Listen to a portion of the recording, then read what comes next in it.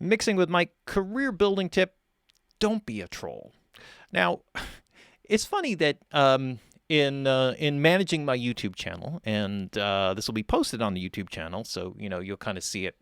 I'm always fascinated by trolls, and what I'm talking about is an internet troll. So not some dark character that lives in a cave and is whatever. We won't get into those mythical characters or whatever. We're talking about people who go on the internet and just spew negativity in order to kind of get a response. And what happened recently, and this wasn't a horrible troll, but it was someone who had looked at a tip. It was a mixing tip or something like that. And all they commented on in their comment was that I sounded like Kermit the Frog, which, okay, all right, maybe a little bit. All right, so, I am Kermit the Frog. And yes, I'm married to a pig who's overbearing and she's very demanding and she won't take my last name. So, but, whatever. Okay, so we got that out of the way. Then and that's fine, because sometimes my voice can be annoying. Sometimes people comment on things that are helpful. Like they say, you keep saying the word right over again, or there's like 10,000 ums in there. And those things are helpful because I may not catch them, as I'm doing them. And, that's helpful, in terms of me making the videos better. Maybe it's something with the levels, that the audio is not as loud. Those are all helpful types of things. But I'm not talking about that. The rest of the comments on it were about the music and how this bass line wasn't right and that keyboard part or some other part was a ripoff from some other song and it may get sued and all this stuff. And I looked at it, and what was interesting, I first started to reply to it or started to respond, and and I thought, why am I wasting my time and why am I wasting my energy on this? Because the total purpose of this type of thing is that it has nothing to do with the rest of the information that was on there. So whether I sound like Kermit the Frog or whether I actually am a frog, or, whatever, if you like my voice, you don't like my voice, you can at least listen and go for the information and get something from it, or not get anything from it. And if that's the case, then fine, turn it off and go connect with somebody else whose voice you can connect with. That's fine. I'm not going to be for everybody. I'm not concerned about that or pleasing everybody. But here's where I want to twist this, because I love things like this. When we find these sort of very annoying things in our lives, they're representative of other ways that we do these things to ourselves. So in other words, there is a parallel here that's important to look at. And so when I say don't be a troll, we are trolls on ourselves quite a lot, and we're trolls on mixes. And so where I want to focus this in terms of a music production thing is, how often do we go through a mix and we obsess about something which has nothing to do whatsoever with the overall quality of the production and the overall quality of the mix and how people are going to perceive it. So that in the process of making this mix, you're so obsessed by this little tone or this little pitch that you hear in the snare drum that you end up bludgeoning the rest of the record and sucking all the life out of it because you're obsessed with this tiny little tone in the middle of the snare drum that nobody else is going to hear except for you, and now takes so much of your energy and so much of your time that you don't have enough energy left to work on the things that are more important in the mix. And this is an incredibly important thing, because what you're doing is you're kind of trolling yourself.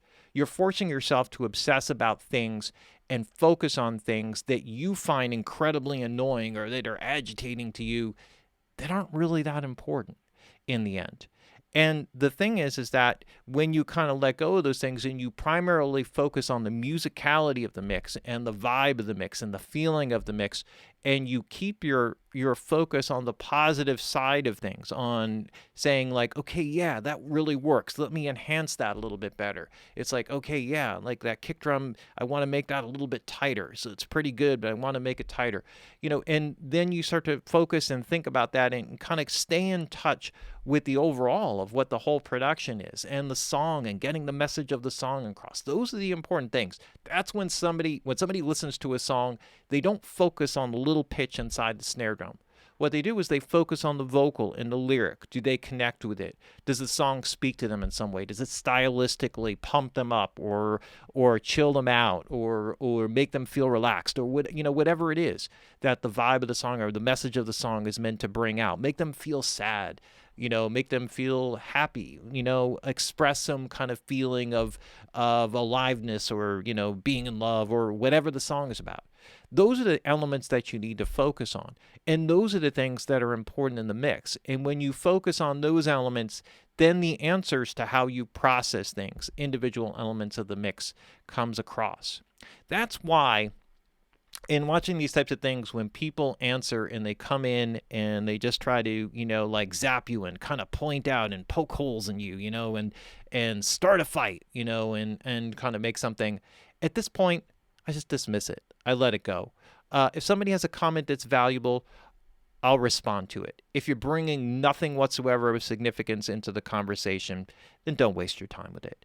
And don't do this to yourself. And that's really the most important part of this career building tip, because the last thing you need, right, in working in an industry that requires a lot of time and energy and focus to really to grow into and make a career at, if you're fighting yourself along the way, along that path, then in the end, it's not the industry that's your enemy. It's not the record companies that are your enemy. It's not Napster or, or whatever, or streaming of audio. It's the enemy. It's you that is your enemy.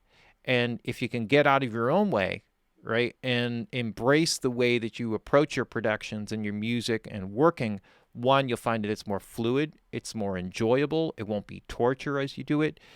It will happen more rapidly as you kind of work on it, and you'll be happier with the results in the end, as will the other people.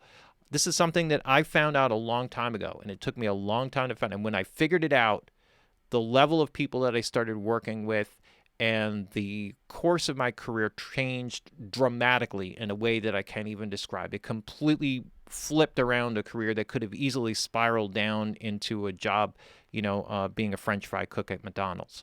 And instead, it spiraled up into working with major artists and being Whitney Houston's chief engineer for 10, 15 years, and working with, artists like David Bowie and David Byrne and Talking Heads. And this is not about name dropping, so I'm sorry, I didn't want to really go in that direction, but that's the course direction that you take with a change in the mindset. So that's a mixing with my career building tip. Don't be a troll to yourself.